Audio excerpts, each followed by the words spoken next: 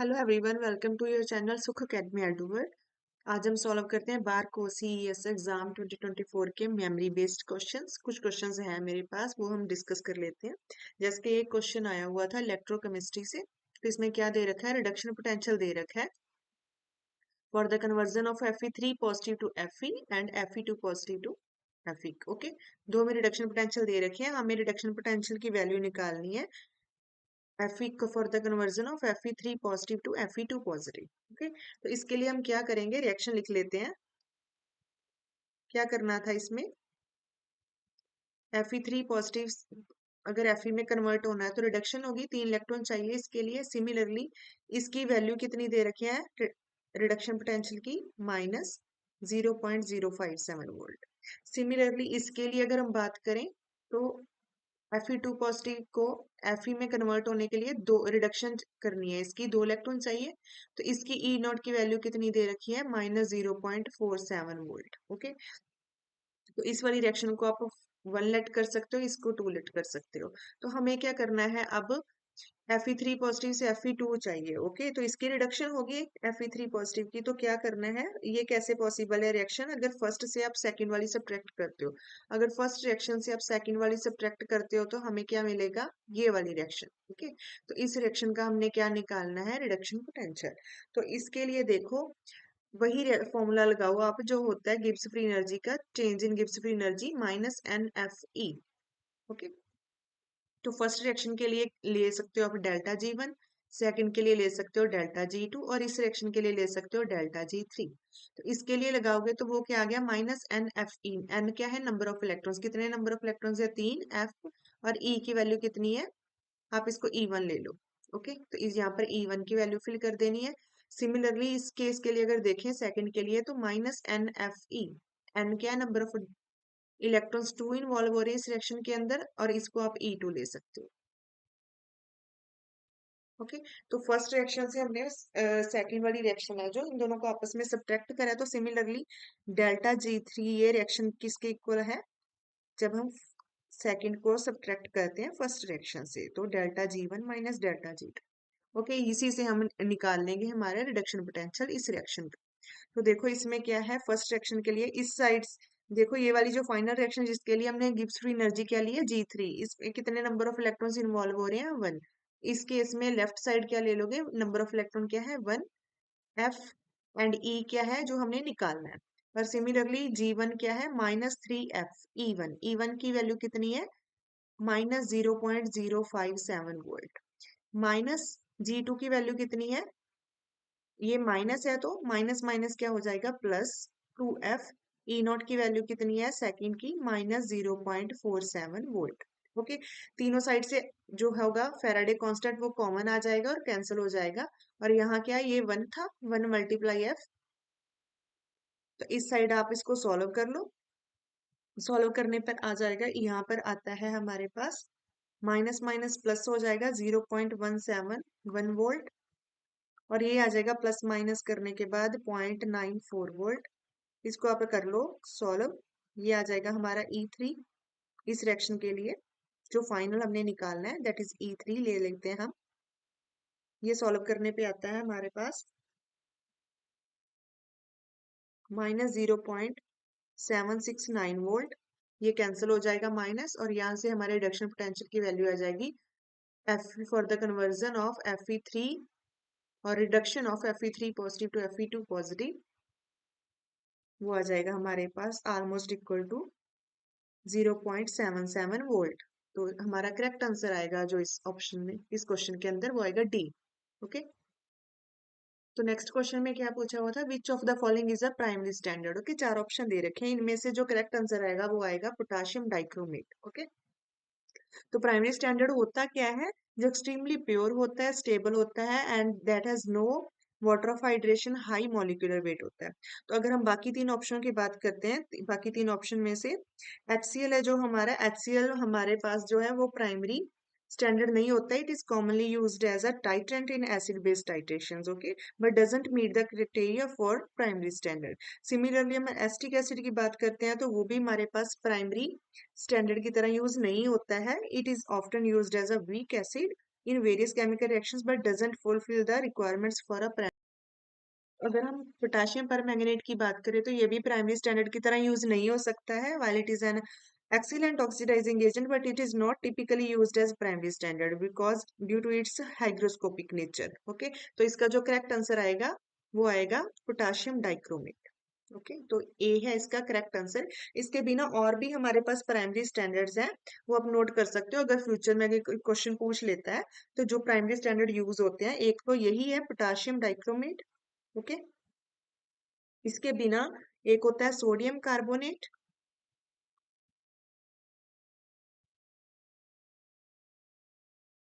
एक होता है potassium potassium hydrogen iodate. Oxalic acid भी यूज होता है as a primary standard. Okay, ये चार आप नोट कर सकते हो, फ्यूचर में पूछ सकता है किसी भी क्वेश्चन में क्योंकि अक्सर ये क्वेश्चन आता है। ओके, तो इसका करेक्ट आंसर था ए। एक ये क्वेश्चन आ रखा था, सिंपल थर्मोडायनेमिक्स से पूछा था कौन सा स्टेट वेरिएबल है होता है कौन सा नहीं होता है।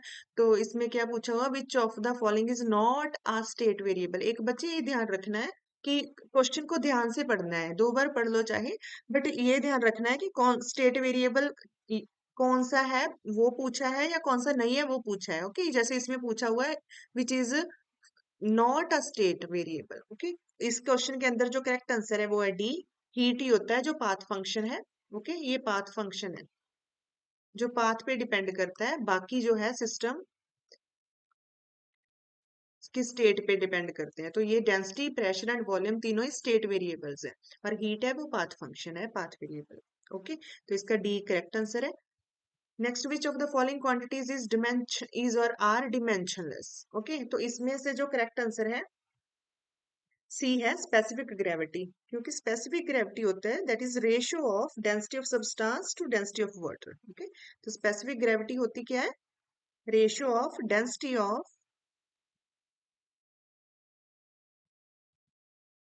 Substance to density of water. Okay, okay, तो ये रेशियो है डेंसिटीज की, तो जिसकी वजह से यूनिट्स कैंसिल हो जाती है, तो डिमेंशनलेस है जो स्पेसिफिक ग्रेविटी। तो सी करेक्ट आंसर है इसका। एक ये क्वेश्चन आ रखा था, ये भी याद है तो डिस्कस कर लेते हैं। तो ये क्वेश्चन में क्या करना है, 1 minus tan square theta over 1 plus ten theta into D theta. तो अगर आप न्यूमिनेटर की बात करते हो तो वहां पर क्या फॉर्मूला लग सकता है, A square minus B square that is A plus B, A minus B. तो इसको आप कैसे कन्वर्ट कर सकते हो, 1 minus ten theta 1 plus ten theta. Okay, तो ये आसान सा क्वेश्चन ही था ना, तो ये कैंसिल हो जाएगा, हमारे पास बचता है 1 minus ten theta D theta. इसको आप एक्सपेंड कर लो, क्या आ गया, D theta into tan theta D theta. Okay, तो ये क्या आ जाएगा, थीटा, मुझे यूनिट्स मुझे याद नहीं है कि इसका कोई लिमिट दे रखी थी कि नहीं, तो आप देख लो, इस हिसाब से करना था ये क्वेश्चन। तो टेन थीटा जो होता है इसका जो इंटीग्रेशन होता है वो होता है minus log cos theta. Clear, तो ये क्या आ गया, माइनस लॉग कॉस थीटा। तो आप देख लो उस हिसाब से कौन सा आंसर था। तो ये ऐसे करना था क्वेश्चन। ओके, तो ये आना था इसका आंसर अगर था ऑप्शन में, नहीं तो आप इसको मॉडिफाई भी कर सकते हो, इसको सीकेंड की फॉर्म में भी लिख सकते हो कॉस थीटा को, उस अकॉर्डिंग भी आपका आंसर आ सकता है। तो ये था इसका, ऐसे करना है ये वाला क्वेश्चन। ठीक है, ये क्वेश्चन आ रखा था एनएमआर से। तो ये क्वेश्चन है जो पहले भी आ रखा है सीएसआईआर नेट में भी, जून 2014 में ये क्वेश्चन आ रखा है। ये question as it is repeat किया है बिना किसी स्टेटमेंट चेंज किए। ओके, तो इसमें देखो क्या है, इसके अंदर इसमें तीन ऑप्शंस में तो आपको इस वाले ऑप्शन में और इसमें ठीक है, एक तो एस्टर की दे रखी है फ्रीक्वेंसी, ये आपकी हेल्प नहीं करेगी क्वेश्चन को देखने के लिए। सिमिलरली 13 से एनएमआर की सिग्नल भी दे रखी है, वो भी देखोगे तो सब में सेम ही आ रहे हैं, तो ये भी आपको हेल्प नहीं करेगा। अल्टीमेटली आपको क्या देखनी है, NMR values. Okay, NMR signals की वैल्यू देखनी पड़ेगी, केमिकल शिफ्ट की वैल्यू। चारों में देखो एरोमेटिक प्रोटॉन्स है जो, उनकी तो जो वैल्यू आएगी सिग्नल्स की वो आएगी 6 से 7। ये 7.5 ppm के अप्रोक्स। तो वो तो इसने स्किप करी है, वो तो दे ही नहीं रखी, तो हमें बाकी वैल्यूज देखनी है। ओके, तो इसको छोड़ दो एरोमेटिक प्रोटॉन्स को, उसके बिना देखो। एक हमें क्या दे रखा है, 3 प्रोटॉन्स की वजह से मिल रहा है हमें ट्रिपलेट, और वो ट्रिपलेट मिल कितने पे रहा है, 1.4 ppm पे। और जो 2 प्रोटॉन्स हैं उनकी वजह से मिल रहा है क्वार्टेट, और वो मिल रहा है 4.4 ppm पे। क्लियर? तो अगर हम इसमें से देखते हैं, ये वाला ऑप्शन है जो, ये तो डायरेक्ट ही कैंसिल हो जाएगा अभी। तो इसमें अगर आप देखोगे तो हमें एक चाहिए ट्रिपलेट और एक चाहिए क्वार्टेट। इसमें ये वाला जो प्रोटोन है, ये वाले दो हैं, ओके, ये सिंगलेट नहीं देंगे, नाइट्रोजन की वजह से इनका स्लाइट मल्टीप्लेट तो जरूर आएगा। और अगर इनमें देखोगे, यहाँ पर तो प्रोटोन ही नहीं है, ये तो कार्बन है, और ये है एक HCO जो कि सिंगलेट देगा। ओके, तो इसमें तो हमारे रिक्वायर्ड मिल ही नहीं रहे हैं सिग्नल, तो ये ऑप्शन तो कट हो जाता है। बाकी अगर हम तीनों की बात करते हैं, तो इस तीनों में देखो, इन तीनों में क्या होता है, ये वाला है जो, ओके, इसको यहाँ CH3 की वजह से यहाँ पर मिल रहा है क्वार्टर, और इसको मिल रहा है इन दो प्रोटॉन्स की वजह से ट्रिपलेट। सिमिलरली इस केस के अंदर भी यहाँ पर ये वाले CH3 की वजह से मिल रहा है क्वार्टेट, इधर मिल रहा है ट्रिपलेट। सिमिलर इस केस में भी मिल रहा है, यहाँ पर 3 की वजह से क्वार्टेट, यहाँ पर मिल रहा है ट्रिपलेट। ओके, सिमिलरली इस केस में भी क्या है, यहाँ पर मिल रहा है क्वार्टेट, और यहाँ पर मिल रहा है ट्रिपलेट। अब हमने देखना है कि अब ए, सी और डी में से करेक्ट आंसर कौन सा हो सकता है हमारा। तो अगर हम इसकी बात करते हैं, ये इन दोनों की, तो हमारा जो सिंपल CH2 होता है, जो सिंपल CH2 है, तो उसकी जो पीक आती है, सिग्नल आता है, वो होता है 1.3 ppm के ऊपर। CH3 का सिग्नल आता है 0.9 ppm के ऊपर। ओके, अब हम देखते हैं इसके अंदर, तो ये वाला जो हमारा CH3 है, ओके, ये वाला CH3, ये क्या है, वैसे इसका सिग्नल आता है 0.9 ppm के साथ, बट इसमें क्या होता है, CH2 और साथ में कार्बोनिल ग्रुप लगा है, तो जिसकी वजह से 1 से लेके 2 ppm के बीच में रेंज सिग्नल देगा। ओके, सिमिलरली आप देख लेते हैं, इस वाले CH3 की बात कर लेते हैं। तो इसमें देखो, ये वाला भी क्या है, जिस कार्बन के साथ लगा है वो साथ इलेक्ट्रो नेगेटिव कार्बन है, ऑक्सीजन है जो उसके साथ लगा है, तो इसका सिग्नल आएगा 1 से लेके 2 ppm के बीच में। सिमिलरली ये वाला जो है CH3, इसके अंदर ये वाला CH3, इसका का भी जो सिग्नल रहेगा वो क्या रहेगा, 1 से लेके 2 ppm के बीच में। अब हमें जो मेन देखना है, वो हमने देखना है क्वार्टेट। ओके, ये दो प्रोटॉन्स, तो इसमें देखो, ये जो है क्वार्टेट जो डायरेक्ट कार्बोनिल के साथ लगा हुआ है, इसका जो सिग्नल आता है वो आएगा 2.3 ppm के अप्रोक्स। ओके, अगर हम इसकी बात करते हैं, इस वाले की इस वाले की बात करते हैं, ओके, तो इसके अंदर जो ये वाला सिग्नल आता है वो आता है क्योंकि इसके साथ ऑक्सीजन, उसके साथ कार्बोनिल, और उसके साथ पीछे क्या लगी हुई है, फिनाइल रिंग। ओके, और इसका भी क्या होता है, इलेक्ट्रॉन विथड्रॉइंग इफेक्ट होता है, तो जिसकी वजह से ये दो जो प्रोटॉन है, ये जो सिग्नल देंगे वो देंगे हमें 4 से लेके 5 ppm के बीच में। अगर हम इसकी बात करते हैं, इसमें देखो, ये वाले जो प्रोटॉन्स हैं दो, ओके, यहाँ पर ये वाले दो जो प्रोटॉन्स हैं, यहाँ पर ऑक्सीजन के साथ लगा है, जो ये वाला कार्बन ऑक्सीजन के साथ लगा, और इसके साथ क्या लगी हुई है, रिंग लगी हुई है।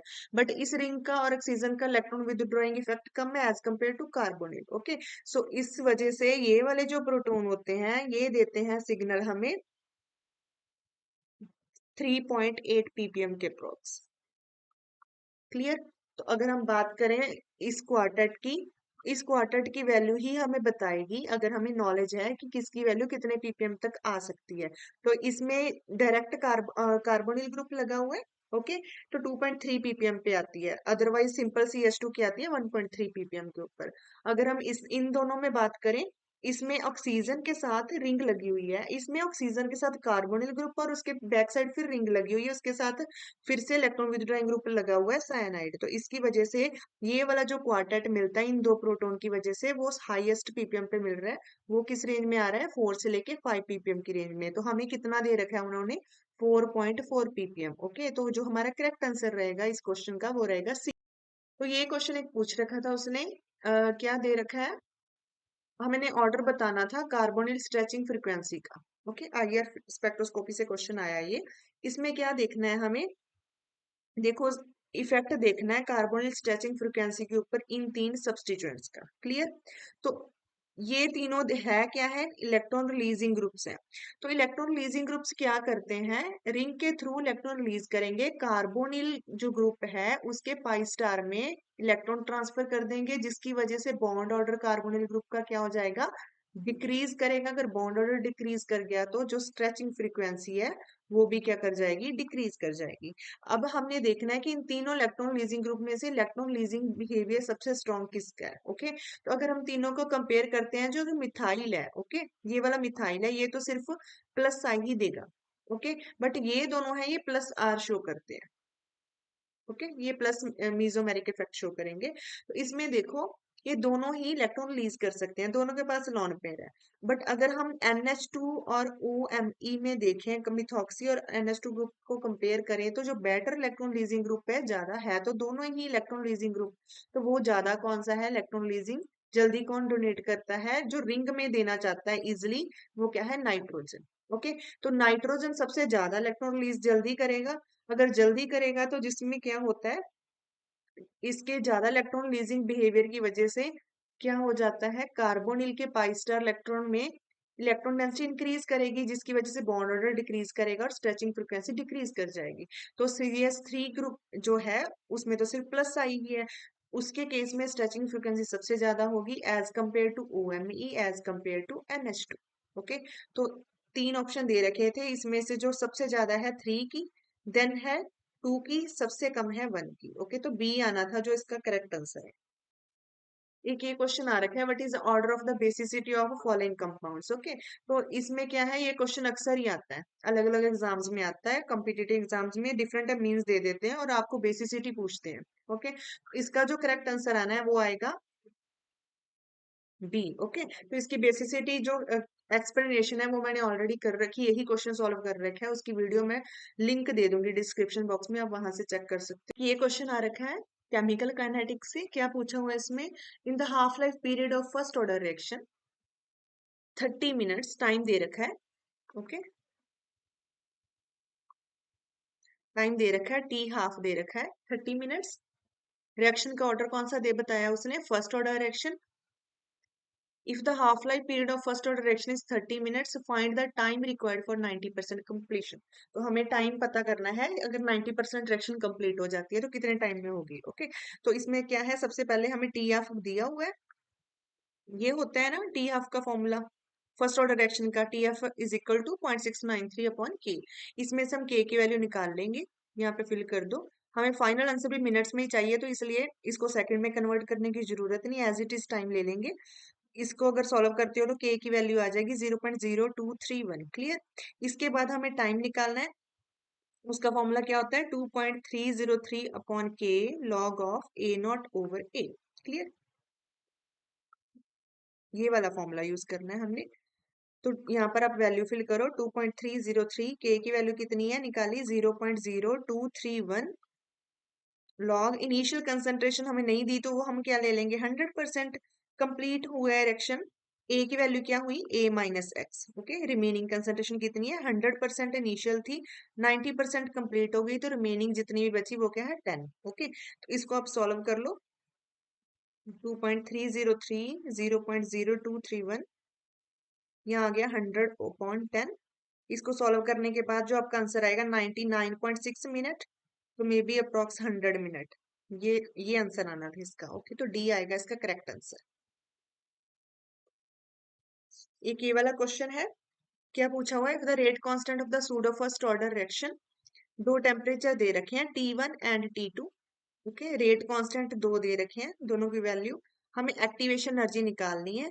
इसका आप आंसर मैंने कैलकुलेट नहीं किया, आप देख लो कैलकुलेट करके, इसमें बस यही लगना था formula, log K1/K2 E upon R 1/T2 - T1, ये वाला फॉर्मूला लगा सकते हो आप और इसको सॉल्व कर सकते हो। ओके, डायरेक्ट फॉर्मूला लगना था, बाकी आपकी कैलकुलेशन पे डिपेंड करता है। ओके, और यूनिट का खास ध्यान रखना है, यूनिट में ही फंसते हैं हम अक्सर।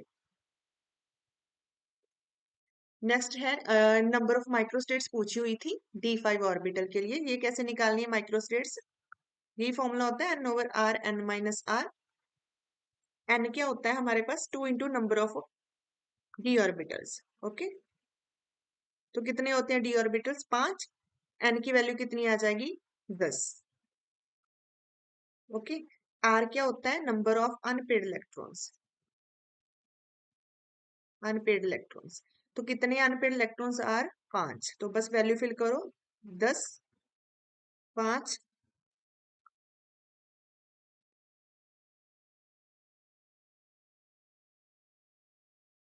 5 का फैक्टोरियल,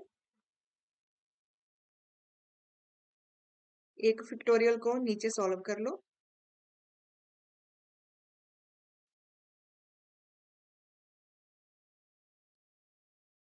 ओके, तो ये कैंसिल हो जाएगा।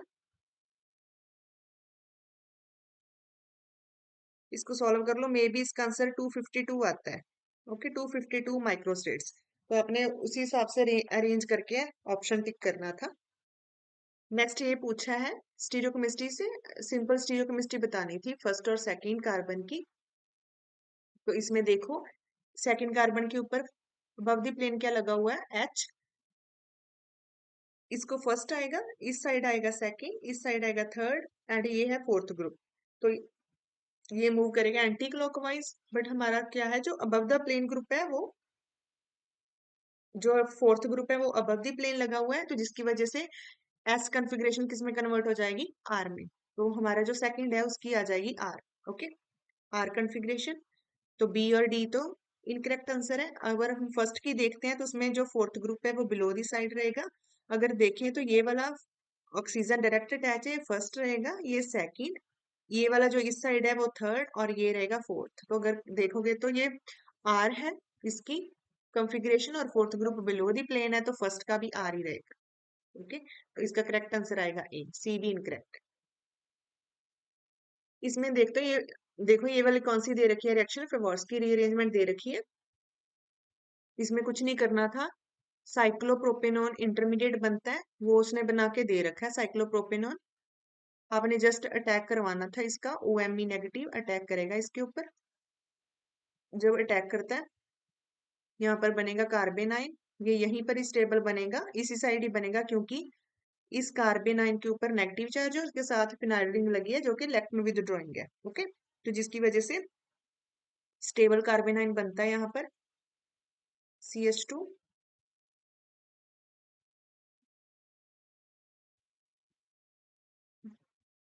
और उसके बाद क्या होना था, सॉल्वेंट से इसको H मिल जाती है।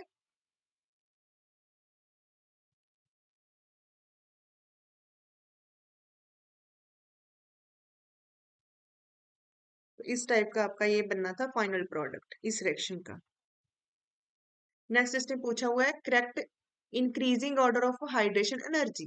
तो अगर हम देखें down the group, lithium, sodium, potassium, rubidium, इन चारों में अगर डाउन द ग्रुप कर देखते हैं तो साइज क्या कर जाता है इनका? इंक्रीज कर जाता है। साइज इंक्रीज कर जाता है तो हाइड्रेशन एनर्जी भी क्या कर जाती है? डिक्रीज कर जाती है। तो सबसे ज्यादा होगी लिथियम की, देन सोडियम की, देन पोटेशियम, देन रुबिडियम। तो सी इसका करेक्ट आंसर है। नेक्स्ट पूछा हुआ है what is the shape of ICl4 negative. इसका करेक्ट आंसर ए ही रहेगा, स्क्वायर प्लेनर। ओके, अगर हम देखेंगे इसमें 4 क्लोरीन लगे हुए हैं, आप इनके नंबर ऑफ इलेक्ट्रॉन्स कंप्लीट कर सकते हो। कितने होते हैं? 7 होते हैं। ओके, हेलोजन के पास तो एक इसमें कोवेलेंट बॉन्डिंग में गया हुआ है, सिमिलर इसके पास भी 7 है,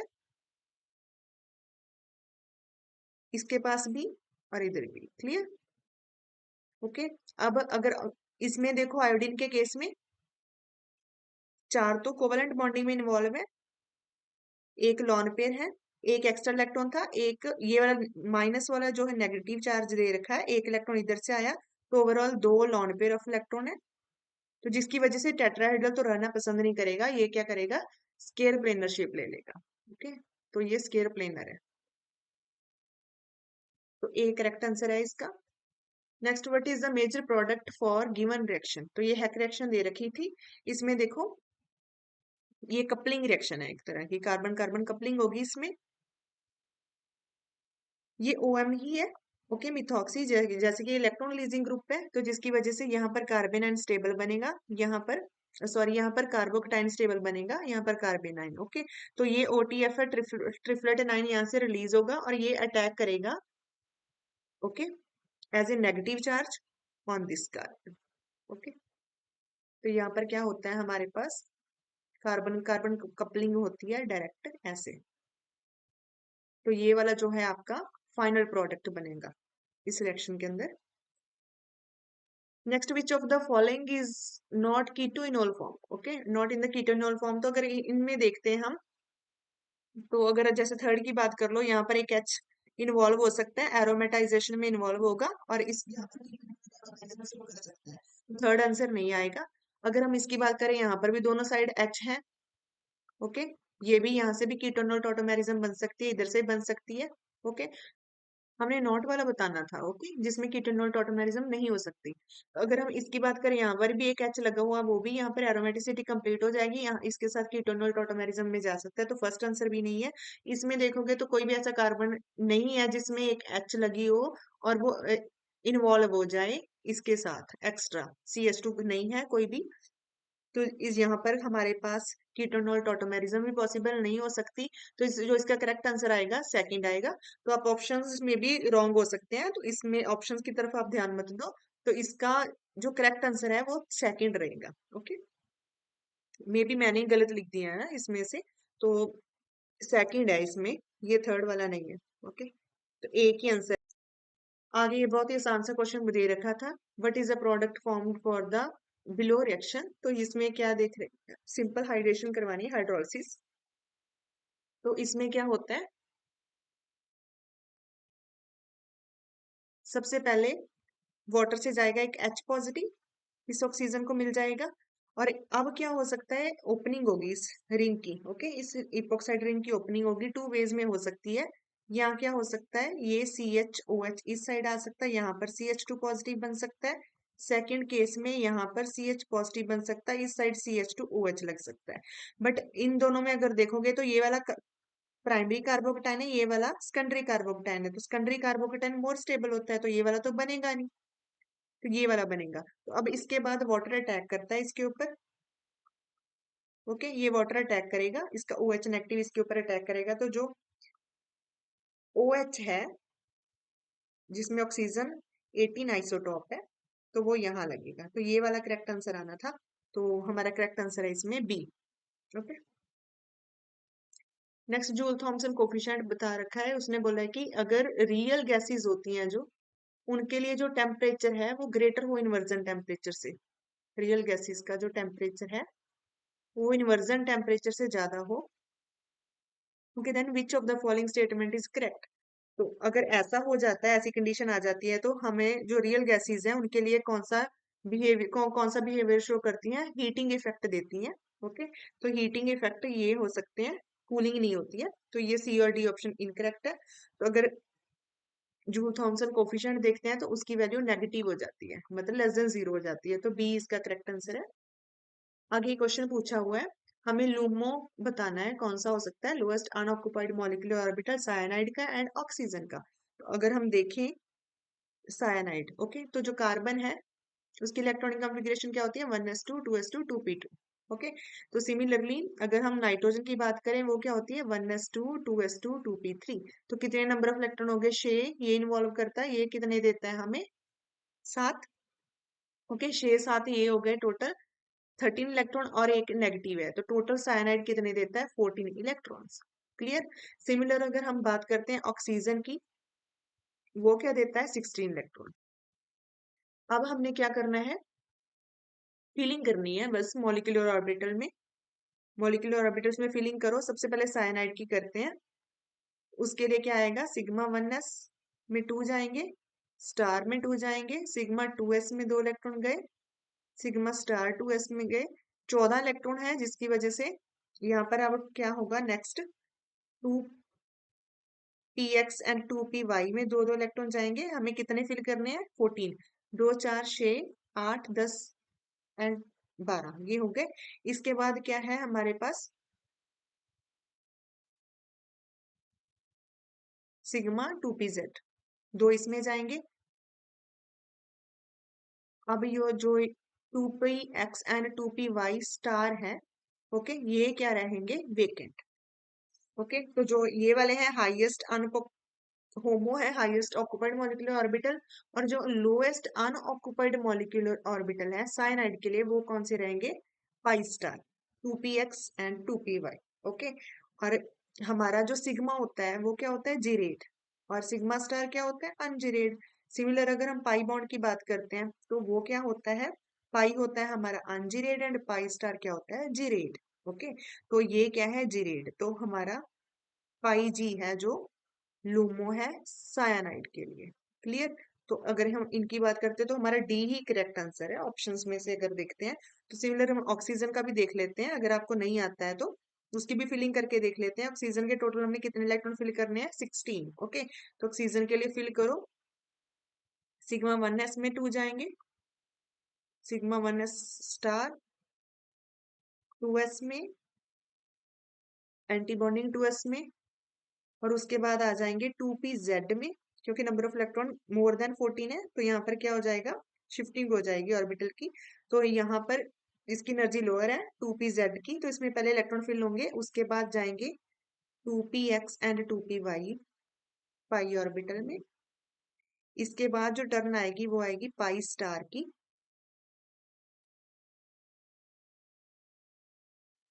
कितने फिल हो गए, 16 करने हैं ना, 2 4 6 8 10, 10 यहाँ पर हो गए, 12 और 14, 15 और 16। ओके, यहाँ पर फिल हो गए। इसके बाद है जो बचता है हमारे पास वो क्या है, 2p z स्टार। ओके, ये वाला वेकेंट बचता है। तो यही क्या है हमारा, lowest unoccupied molecular orbital oxygen के केस में, तो वो क्या होते हैं, पाई स्टार अनजीरेड, तो ये वाला आएगा सिग्मा यू। ओके, तो डी आएगा इसका करेक्ट आंसर। बहुत ही आसान से क्वेश्चन पूछे हुए थे, तो जिसने भी नेट की तैयारी कर रखी है या गेट की तैयारी कर रखी है, अभी भी एग्जाम हुआ है, उसका भी रिजल्ट हुआ आ चुका है उसका, आप देख लो। तो आसान है उसके लिए, जिसने उनकी प्रेपरेशन कर रखी है ना, इतना ज्यादा पढ़ने की जरूरत भी नहीं है, हो जाएगा आपको जितना भी याद हो उसमें से। आगे देखो, what is the major product for the following reaction. Okay, तो ये डेकालीन सिस्टम है, इसमें देखो क्या दे रखा है, यहाँ पर ले लो आप,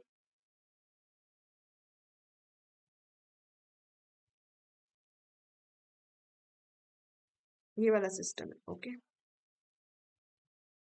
डेकालीन सिस्टम है, ये 1 3 पोजीशन है, ये वाला फर्स्ट कार्बन है, ये सेकंड, और ये थर्ड कार्बन है। ओके, इन तीनों में जो ये तीनों ग्रुप लगे हुए हैं, ये फर्स्ट और थर्ड के ऊपर जो ग्रुप लगे हैं, ये दोनों आप में आपस में क्या है, ट्रांस है ना। तो अगर ट्रांस है तो 1 3 ट्रांस में जो दो सब्स्टिट्यूएंट्स का रिलेशन होता है वो होता है, एक एक्सियल पे लगा होता है, एक इक्वेटोरियल पे लगा होता है। ओके, और सिस के अंदर दोनों ही एक्सियल एक्सियल या इक्वेटोरियल इक्वेटोरियल पे लगे होते हैं। अगर हम इनमें देखते हैं, अगर यहाँ पर हम लगा देते हैं ओ एच एक्सियल के ऊपर, तो हमारा यहाँ पर तो साइड ग्रुप में यही लीविंग ग्रुप है। डेकालीन सिस्टम के अंदर जो लीविंग ग्रुप होता है वो इक्वेटोरियल पोजीशन पे होता है, तो ऑब्वियस सी बात है कि हमें ओटीएस है जो प्रोसाइलेट ग्रुप है उसको इक्वेटोरियल पोजीशन के ऊपर लगाना है। तो ये वाली सेकंड पोजीशन हो गई, और ये वाली है थर्ड पोजीशन, तो यहाँ पर इक्वेटोरियल के ऊपर लगेगा ओटीएस। क्यों ओटीएस इक्वेटोरियल पे लगेगा, क्योंकि यहाँ पर हमेशा क्या होता है, सिग्मा अटैक करता है। यहाँ पर क्या होगा, ये वाले इलेक्ट्रॉन इधर शिफ्ट हो जाएंगे, हमेशा ब्रिजिंग बॉन्ड होता है जो ये वाला, वो वाला ब्रेक करेगा, ये इलेक्ट्रॉन यहाँ पर ट्रांसफर होंगे और यहाँ से इक्वेटोरियल पोजीशन से ओटीएस चला जाएगा। तो अल्टीमेटली हमारे पास जो प्रोडक्ट बनेगा वो कुछ इस तरह का बनेगा।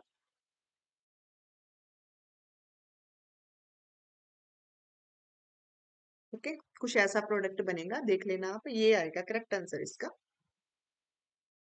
नेक्स्ट है which relation among absorbance and transmittance is correct. ये तो सबको पता है, कितना आसान सा क्वेश्चन पूछ लिया उसने, A is equal to minus log.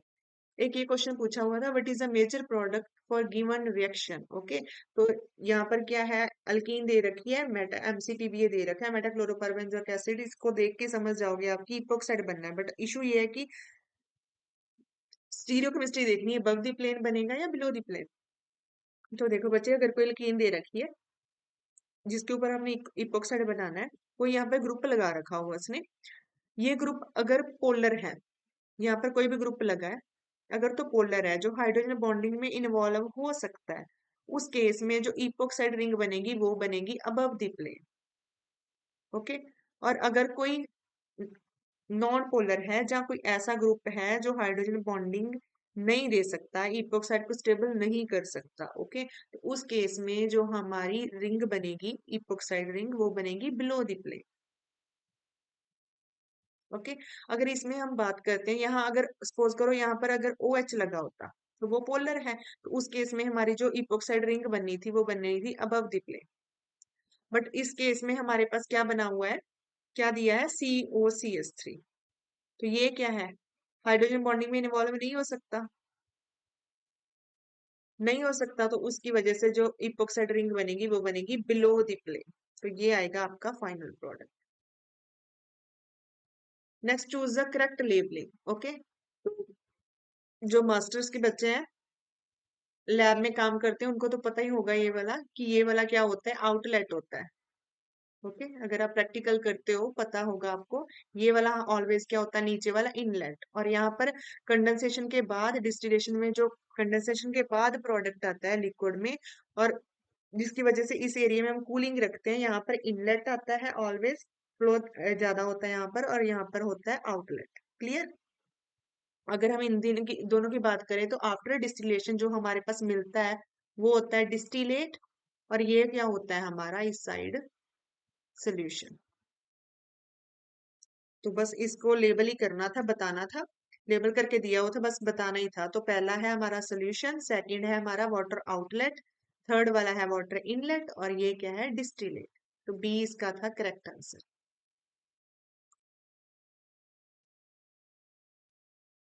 तो बी इसका था करेक्ट आंसर। नेक्स्ट पूछा था, find the number of significant figures in this. Okay. तो अगर इसमें देखोगे आप 1.2680, एक ये क्वेश्चन मुझे याद था, मैंने ऐसे ही डाल दिया इसमें।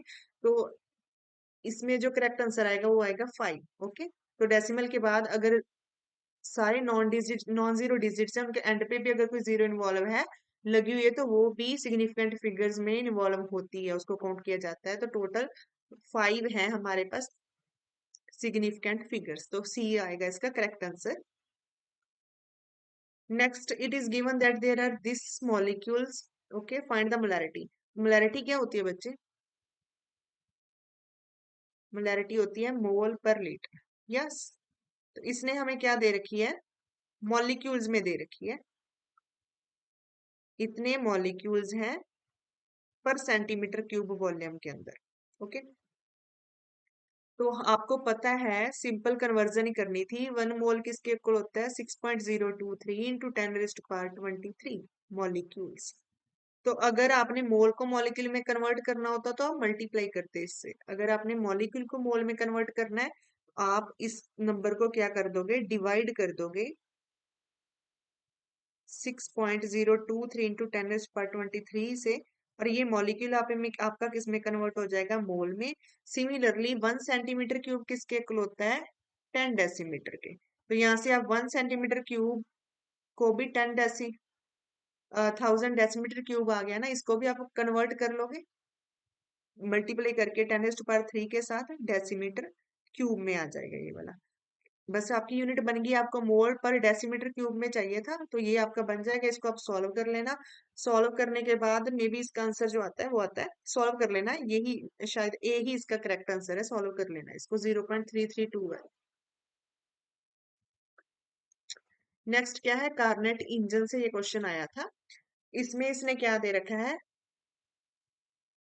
ये इंजन वर्क डन है जो इसका वो दे रखा है, जो हीट दे रखी है सोर्स हीट Q1, जो सप्लाई की है हीट वो Q1 है, जो सिंक में जाती है Q2, एंड दोनों का टेम्परेचर दे रखा है। हमने क्या निकालना है, कितनी हीट रिलीज होती है, कितनी हीट सिंक में जाती है। ओके। ये निकालनी है Q2। तो इसके लिए कुछ भी, तो सबसे पहले हम क्या निकालेंगे, एफिशिएंसी, वो क्या होती है, 1 माइनस टेम्परेचर जो सिंक का है ओवर टेम्परेचर जो सोर्स का है। ओके। तो इस दोनों टेम्परेचर को आप केल्विन में कन्वर्ट कर लो। इसको जब केल्विन में कन्वर्ट करोगे तो ये आ जाएगा 500 केल्विन। इसको जब करोगे तो ये आ जाएगा 400 केल्विन। अब यहाँ पर अपने वैल्यूज फिल करनी है। टी सिंक के कितनी है 400, ये है 500। इसको सॉल्व कर लो। इसके बाद आपकी एफिशिएंसी की जो वैल्यू आ जाती है वो आती है 0.2। ईटा की वैल्यू जो एफिशिएंसी है वो आ जाती है आपकी 0.2। इसके बाद देखो आपने क्या करना है। आपको पता है कि वर्क डन होता है जो सिस्टम का, वो किसके इक्वल होता है, क्यू सोर्स माइनस जो हीट है सिंक की। तो ये आपको दे रखा है 10 जूल। ओके, दे रखी इसकी वैल्यू। अगर आप क्यू सोर्स देखते हो यहाँ पर, आप क्यू सोर्स की वैल्यू निकाल लो।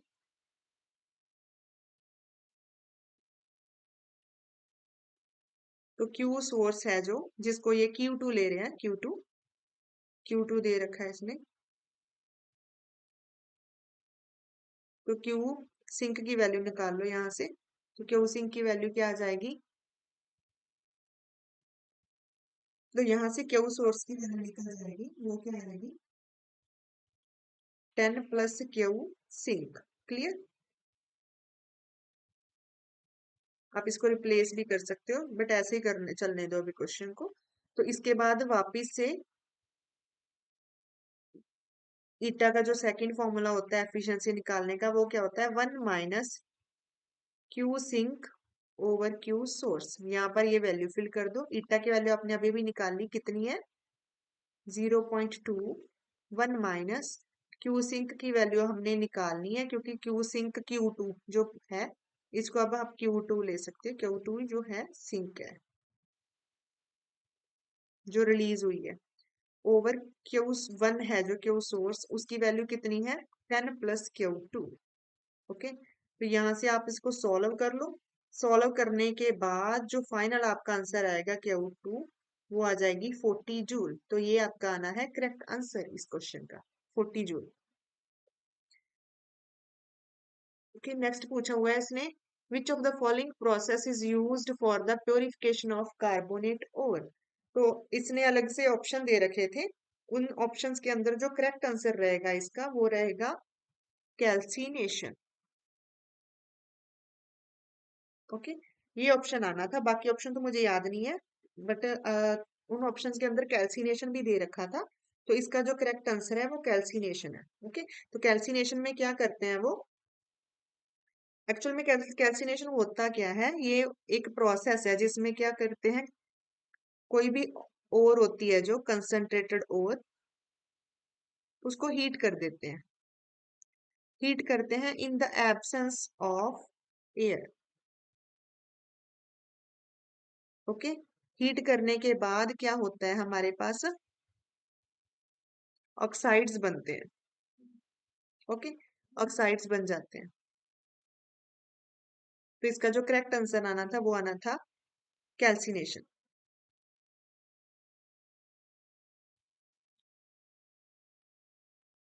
नेक्स्ट क्वेश्चन इज और ऑफ विच एलिमेंट। इस क्वेश्चन का जो करेक्ट आंसर है वो है मरकरी। ओके, सिनाबार होता है जो, that is a toxic mercury sulphide mineral. Okay, तो उसकी कंपोजिशन क्या होती है मरकरी सल्फाइड। तो इसका जो करेक्ट आंसर आना था वो था मरकरी। नेक्स्ट है correct statement regarding E over M ratio, charge over mass ratio. तो अलग अलग ऑप्शन दे रखे हैं, हो सकता है मैंने ऑप्शन गलत कर दिए हो, मतलब स्किप हो गया माइंड से, बट अदरवाइज उस हिसाब से जो मैंने लिखे हैं उस हिसाब से मैं आपको बता देती हूँ। तो सबसे ज्यादा जो ई ओवर एम रेशो होती है, अगर हम ले इलेक्ट्रॉन को, प्रोटॉन को और न्यूट्रॉन को। ओके, न्यूट्रॉन का जो होता है वो तो चार्ज ही जीरो होता है, तो जिसकी जीरो ही होती है E over M ratio. Proton का मास जो चार्ज है वो भी वन है। ओके, और मास है वो भी वन है, तो जिसकी वजह से इसकी वन होती है। और इलेक्ट्रॉन की होती है ई ओवर एम रेशो 1837 में भी, तो जिसकी वजह से सबसे ज्यादा E over M ratio electron की होती है, देन प्रोटॉन देन न्यूट्रॉन। तो उस हिसाब से देख लो, it is more for proton than neutron, ये भी स्टेटमेंट करेक्ट है। It is more for electron than proton, ये भी स्टेटमेंट करेक्ट है। ओके, आगे क्या है, it is more for neutron than electron, ये इनकरेक्ट स्टेटमेंट है। It is more for neutron than that of proton, ये भी इनकरेक्ट स्टेटमेंट है। तो ए एंड बी दोनों क्या है करेक्ट स्टेटमेंट्स। तो नेक्स्ट क्वेश्चन है ये वाला। इसमें क्या पूछा हुआ है, सीपी ओवर सीवी की रेशो बतानी है हमने डायटोमिक गैस के लिए। तो इसका जो करेक्ट रेशो दे रखी थी, चार ऑप्शंस दे रखे थे, तो वो तो मुझे याद नहीं है, हम बट कैलकुलेट कर लेते हैं किसी भी डायटोमिक गैस की, तो वही आंसर आएगा उसका। ओके, तो कोई डायटोमिक गैस है कोई भी, ओके, ए टू ले लो, कोई भी डायटोमिक गैस है, तो वो ट्रांसलेशन मोशन देगी 3, रोटेशनल मोशन देगी 2, ओके, लीनियर है तो अगर वाइब्रेशन मोशन की हम बात करें तो वो क्या आएंगे 3n-5, तो उसमें टोटल नंबर ऑफ एटम्स कितने हैं 2, तो 3 2 6 - 5 वाइब्रेशन मोशन आ जाएंगे 1।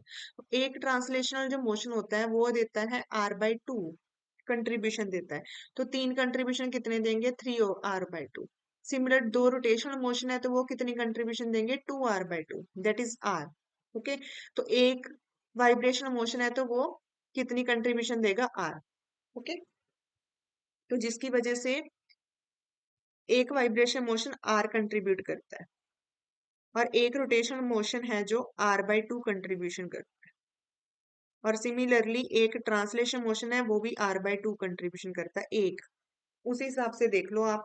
अब हमने निकालनी है सीवी की वैल्यू, तो वो क्या आ जाएगी, तीनों को ऐड कर लो, 3r/2 r plus r। Okay, इसको आप सॉल्व कर लो, कितना आता है 3/2 को पहले इनको डिवाइड कर लो, 1.5 आ गया और उसमें 2 ऐड कर लो, तो टोटल कितनी आ गई वैल्यू 3.5 आर सीवी की वैल्यू आ गई। तो CP minus CV is equal to R लगा के आप यहाँ से सीपी की वैल्यू कैलकुलेट कर सकते हो, वो क्या आ जाएगी 3.5 आर।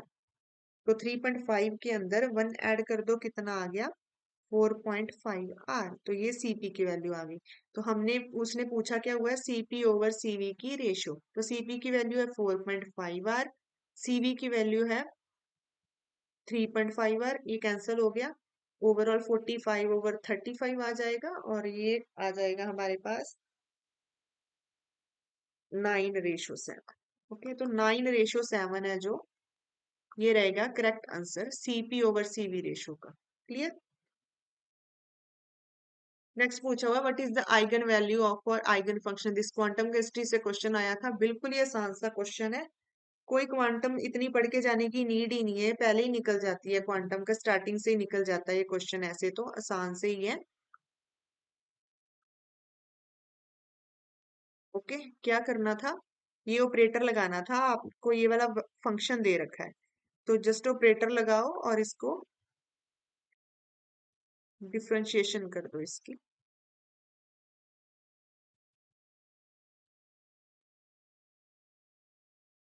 तो इसको अगर आप इसका डबल डेरिवेटिव लोगे तो वो आ जाता है E raise to power beta X beta square, ये आ जाएगा 2 beta E raise to power beta X, ये आ जाएगा 3 E raise to power beta X, E raise to power beta X common ले लो और ये आ जाएगी आपकी आइगन वैल्यू। ओके, ये आ जाएगी आपकी eigen value beta square plus 2 beta plus 3, तो इसका करेक्ट आंसर आएगा ए। नेक्स्ट पूछा हुआ उसने what is the X and Y for the given reactions. Okay, ये ऑप्शन दे रखे हैं, तो देखो इसका जो करेक्ट आंसर आएगा वो आएगा alpha particle and proton. Okay, ये था इसका जो करेक्ट आंसर था। देखो यहाँ पर रख के देखो एक्स की वैल्यू अल्फा पार्टिकल्स। ओके, यहाँ पर कर लेते हैं, 7 होता है ये अल्फा पार्टिकल्स हो गए, सॉरी गलत लिख दिया, 4 2। ओके, यहाँ से ऑक्सीजन बन रहा है 70 और यहाँ से प्रोटॉन रिलीज होगा। ओके, तो ये है हमारी x की वैल्यू, ये है हमारी y की वैल्यू, उसके बाद यही लगा के देखो आप, यहाँ पर y क्या है आपका प्रोटॉन, बैलेंस करके देख लो आप दोनों साइड, यहाँ पर 2x रिलीज हो रहे हैं, 2x का मीनिंग 2 टाइम हीलियम। यस, तो कितना हो गया ये हमारे पास 2 2 4, और इसको देख लो कितना हो गया मास आपका टोटल 4 2 8, तो यही आ गया इसका करेक्ट आंसर। x की वैल्यू क्या रहेगी अल्फा एंड वाई की वैल्यू क्या रहेगी, प्रोटॉन। तो सी है आपका करेक्ट आंसर इस क्वेश्चन में। नेक्स्ट एक ऐसा क्वेश्चन भी है, मुझे याद आ रहा है, एक ऐसा क्वेश्चन भी दे रखा था, यही था शायद। ओके, थोड़ी बहुत वैल्यू चेंज हो सकती है, मतलब आप आगे फ्यूचर के लिए ये भी प्रैक्टिस कर सकते हो। तो क्या पूछा हुआ था, what is the value of A for the following vectors to be को, एंड सिमिलरली पूछा हुआ था what is the value for these vectors to be collinear. Okay, तो ये भी आप प्रैक्टिस कर सकते हो। तो यही क्वेश्चन है, इसके बिना अगर कोई और क्वेश्चन मुझे मिले, याद आए, तो मैं वो उनके लिए अलग से वीडियो बना दूंगी। तो मेनली जो क्वेश्चन एग्जामिनर ने फोकस किया हुआ था, इन टॉपिक्स के ऊपर फोकस किया था। न्यूक्लियर केमिस्ट्री से अच्छे खासे क्वेश्चन आ रखे थे। Okay, simple harmonic oscillator, Raman spectroscopy, rigid rotator, IR spectroscopy से आ रखे थे। सिमिलरली हाइड्रोजन लाइक स्पीसीज से, क्वांटम से, हीलियम के ऊपर क्वेश्चन दे रखा था। इंटीग्रेशन ट्रिग्नोमेट्री है जो, उसके ऊपर आसान से क्वेश्चन दे रखे थे। फेस चेंज से पूछता है, केमिकल कैनेटिक्स से आसान ही क्वेश्चन पूछता है, हाफ लाइफ के रिगार्डिंग। ओके, आपको सिंपल जो रिएक्शंस के एक्सप्रेशन ही याद रखने हैं, जीरो ऑर्डर फर्स्ट ऑर्डर, उनकी यूनिट से देख सकते हो आप, उनसे आ सकते हैं क्वेश्चन। सिमिलरली डी और एफ से पूछता है, आसान से क्वेश्चन ही पूछता है, जैसे हाइड्रेशन एनर्जी निकाल पूछा हुआ है। ओके, एस ब्लॉक से। सिमिलरली ऑर्गेनोमेटेलिक से 18 इलेक्ट्रॉन रूल, इसके ऊपर फोकस करता है। थर्मोडायनेमिक्स से पूछता है क्वेश्चन, आसान से क्वेश्चन पूछता है, लाइक एफिशिएंसी से। यूपीएससी के जो क्वेश्चन होते हैं उसमें भी वो बार बार एफिशिएंसी से ही न्यूमेरिकल डाल रहा है, और बार के अंदर क्वालिटेटिव एनालिसिस से भी क्वेश्चन पूछ रहा है वो। तो ये टॉपिक्स है जिनसे क्वेश्चन आया हुआ है, तो आपको इतना ज्यादा पढ़ने की नीड नहीं थी। जिसने भी नेट की तैयारी की हुई है या गेट की प्रिपरेशन कर रखी है, आसानी से आप अटेम्प्ट कर सकते हो, आसानी से ही निकल सकते हैं आपके ना। 65 क्वेश्चन आराम से निकल सकते हैं, 65 से 70 क्वेश्चन आसानी से ही निकल सकते हैं। आपको कुछ भी इतनी मेहनत करने की नीड नहीं है, अलग और एफर्ट्स डालने हैं आपने आगे अटेम्प्ट करने के लिए बाकी के क्वेश्चन। बाकी आसान थे क्वेश्चन, इतना कुछ डिफिकल्ट नहीं दे रखा हुआ है उसने। ओके, इन क्वेश्चन को आप प्रैक्टिस कर लो, इसके बिना अगर कोई और क्वेश्चन हुए तो वो मैं आपको अलग से दे दूं, बना दूंगी उसके ऊपर वीडियो। और अगर किसी और बच्चे के पास कोई क्वेश्चन है, आपको नहीं पता चल रहा है कि उसका क्या आंसर है, तो हम वो भी डिस्कस कर लेंगे, आप कमेंट सेक्शन में। क्योंकि बच्चे कंपेयर कर लो अपने आंसर्स इसके साथ। थोड़ी बहुत हो सकता है मुझे ऑप्शंस मुझे याद ना हो, बट जो मैंने करवाए हैं वो आंसर सही है, इन स्टेटमेंट्स के हिसाब से यही क्वेश्चन आ रखे थे उसके अंदर। और इसके बिना कुछ टॉपिक्स हैं बार्क के जिनके ऊपर वो ज्यादा फोकस करता है, वो मैं अलग से बना दूंगी एक वीडियो उसके ऊपर, वो आप देख सकते हो। कोई क्वेश्चन और कोई बच्चे को याद है तो मुझे बता देना, वो मैं अलग से वीडियो बना दूंगी। इसके बिना अगर मुझे कुछ याद आया, कोई क्वेश्चन रह गया है, मुझे किसी बच्चे ने बताया, तो मैं उसकी वीडियो बना दूंगी आपके। तब तक आप प्रैक्टिस करो अपनी, आगे एग्जाम जो आने वाले हैं। Okay, all the best, thank you.